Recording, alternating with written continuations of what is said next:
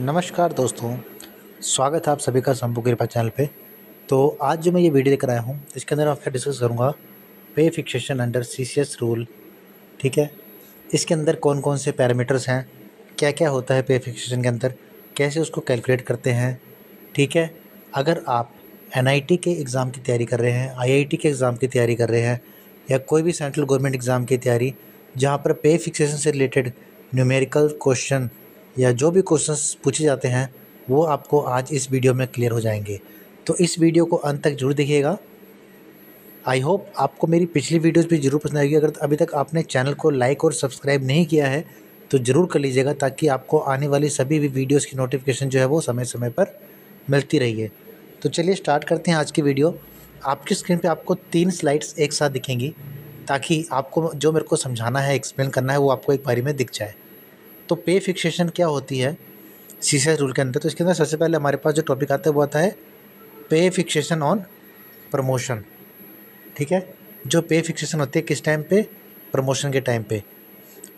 ठीक है, तो ये आता है अंडर फंडामेंटल रूल 2020 ब्रैकेट में 1A फिर 1। Okay, 1 A sorry for I है, आई ए और 1। ये आपने याद रखना है कौन से फंडामेंटल रूल के अंदर पे फिक्सेशन आता है। ठीक है, आपको क्वेश्चन डायरेक्ट दिया जाएगा कि फंडामेंटल रूल FR21 है, FR22 है, FR23 है या FR24 है।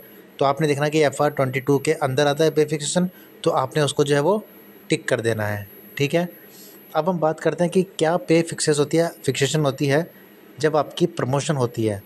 तो यहाँ पे लिखा हुआ है कि when an employee is promoted to a higher post, pay is fixed as given 1 increment in the current pay level and place the employee in the next higher level.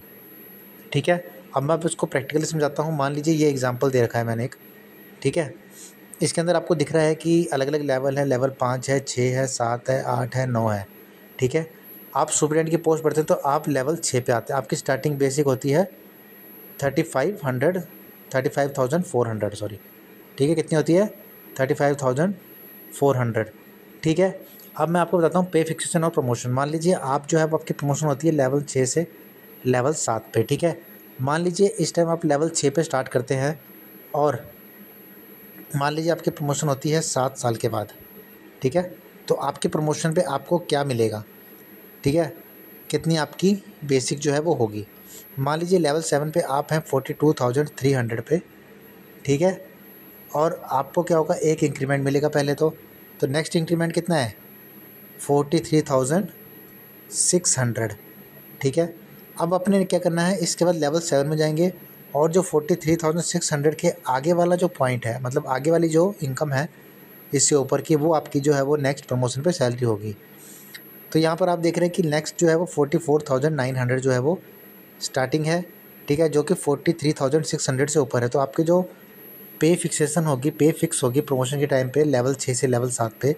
अगर आप लेवल 6 में सेल 7 में है तो आपकी जो next पे होगी वो स्टार्टिंग से ही होगी 44,900। ठीक है, मान लेते हैं अगर आपका अभी सेल 9 पे है, मतलब आपकी सैलरी जो है 44,900 है लेवल 6 पे, और आपकी प्रमोशन हो जाती है लेवल 7 पे, तब आपकी सैलरी कितनी होगी?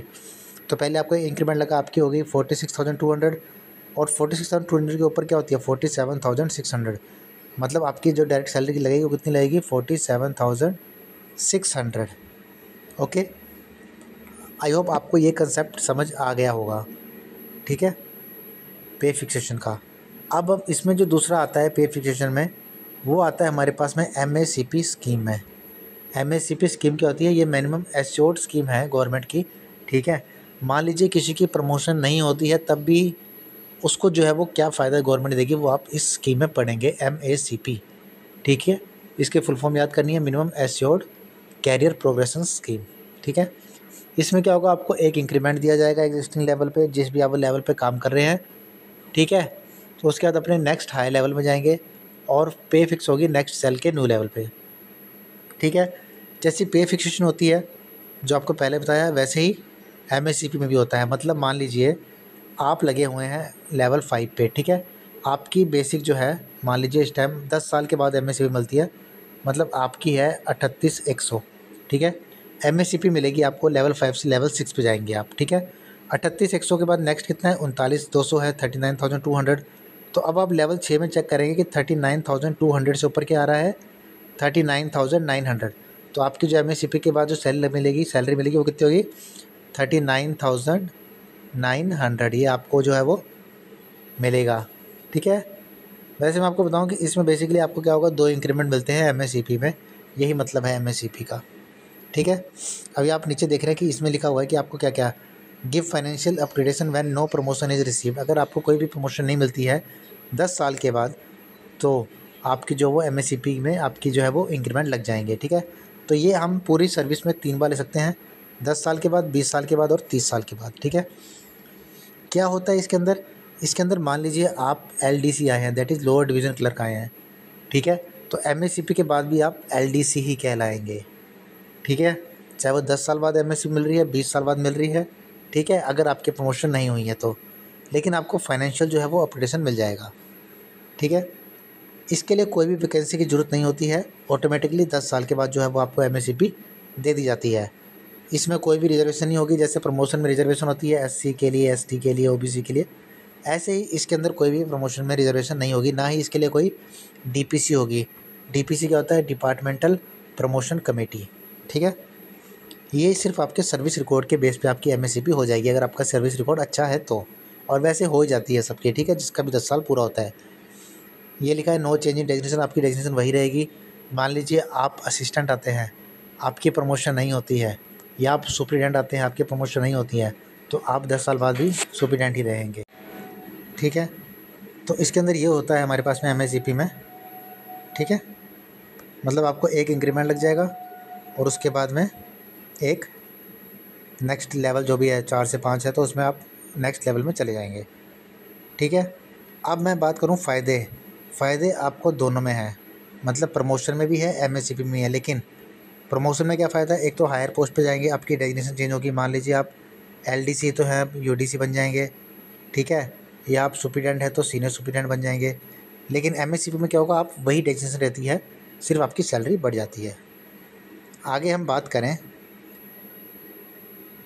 फिक्सेशन जब होती है हमारी सैलरी में, उस टाइम आपके पास 2 ऑप्शन होते हैं कि या तो आप जिस दिन प्रमोशन हुई है उस दिन से मतलब कि आप ले लें, पे फिक्सेशन करा लें, या फिर जब आपका नेक्स्ट इंक्रीमेंट आता है।